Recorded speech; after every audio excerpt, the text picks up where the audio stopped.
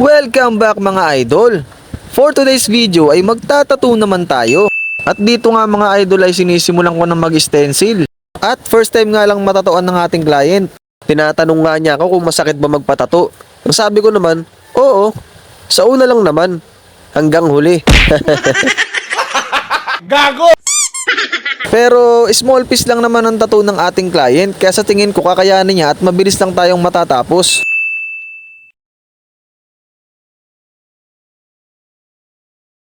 Kaya tara, simulan na natin.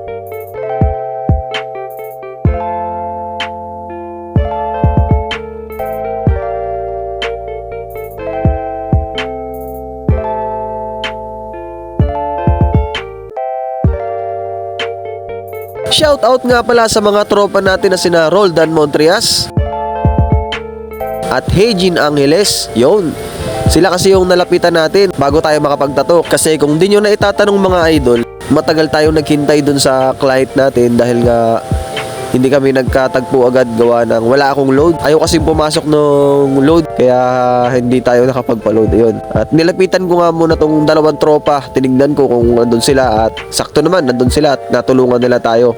Naki-hotspot tayo. Naki-chat pala tayo dun sa mga tropa. At kaya natin nakakontakt tong client na to. Kaya natuloy yung tato. At yung client naman, ang tagal din pala niya naghihintay at hinihintay yung chat ko. At yun na nga, kung hindi dahil sa dalawang tropa na to ay hindi matutuloy itong session na to. Kaya maraming salamat mga idol. Maraming salamat din sa client natin na tinintay niya tayo. Hanggang dito na nga lang mga idol. Maraming salamat.